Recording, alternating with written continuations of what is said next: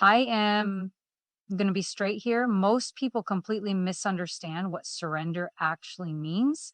I've always been challenged with the term surrender as a high achiever. Through my quest of serving clients in the Akashic Record Intuitive Readings, I truly grasped that surrender is actually a state of balance.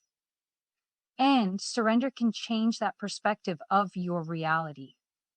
It's not about giving up, but aligning with the universe's rhythm, accepting that not everything revolves around us. This insight brings balance even mundane moments. Surrender isn't about giving up or being passive. It's not raising a white flag saying, I quit, but it's also not about forcing your will on the universe or manipulating situations until you get what you want. True surrender starts with right understanding.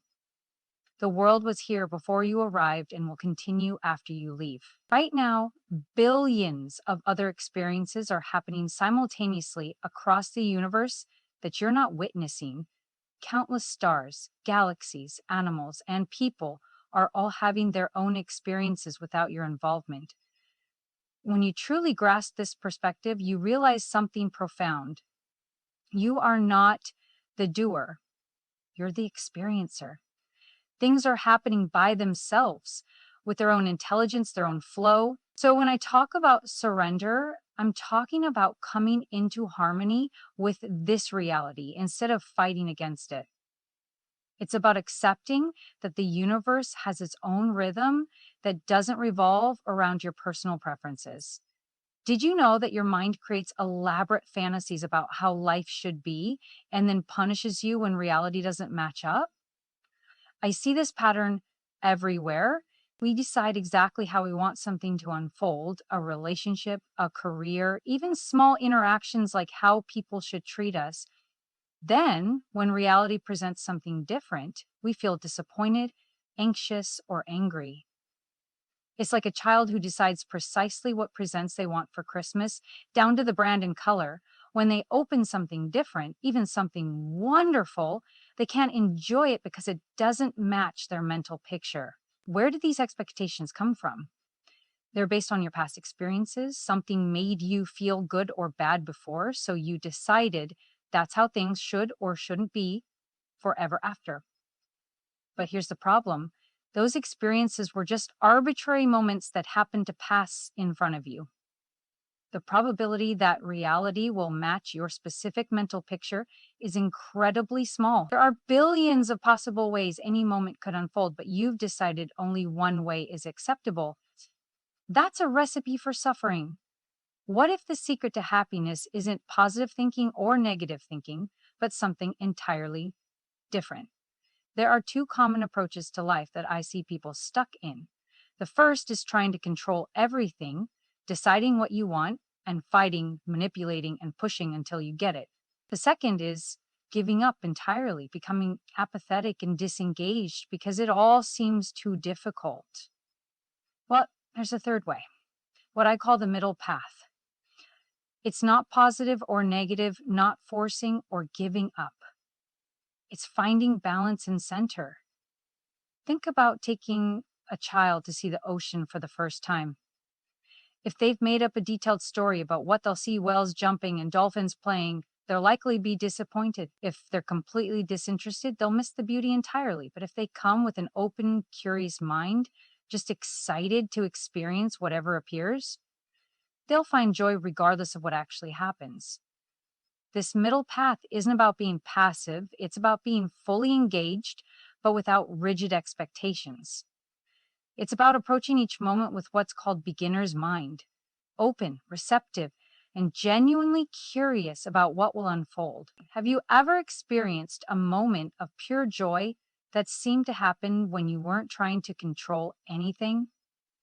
Those peak experiences, holding your newborn child, witnessing a breathtaking sunset, being in the zone during an activity you love, they have something in common.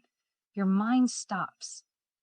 It's constant commentary about what you like and don't like.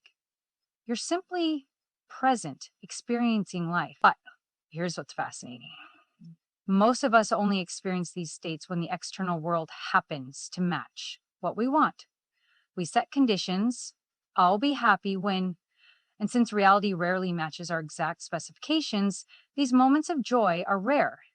What if you could experience that joy, that presence, in ordinary moments?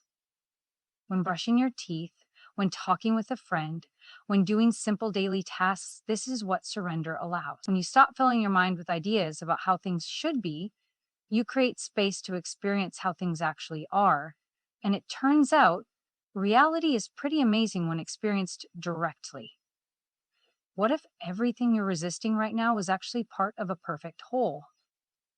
Many of us live in a state of constant resistance. We resist the weather, traffic, aging, other people's behaviors, anything that doesn't match our preferences. This resistance creates tension in our bodies and anxiety in our minds. But consider this: you're already in a state of acceptance about most of the universe. You accept that stars are burning, that plants are growing, that billions of people are living their lives. You only resist the tiny fraction of reality that's directly in front of you. Why make this one exception? The moment in front of you is just as much a part of the whole system as everything else. It's connected to everything that ever was and everything that will be. It's a result of countless forces interacting in ways too complex to comprehend. When you accept what's happening with the same ease that you accept distant galaxies forming, something remarkable happens.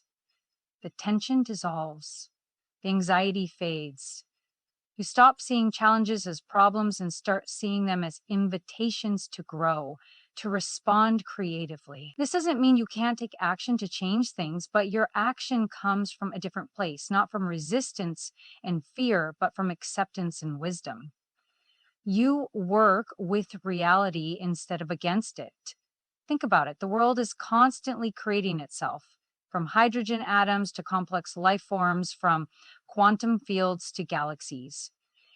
It's all unfolding in this moment, and you get to witness it, to experience it. That's extraordinary. Living in the present moment doesn't mean you don't interact with life. It means you interact from a place of presence rather than mental noise. You ask, how can I serve this moment? Rather than how can this moment serve me? Think of it like swimming in the ocean. Fighting against the current exhausts you. Swimming with awareness of the current allows you to navigate effectively.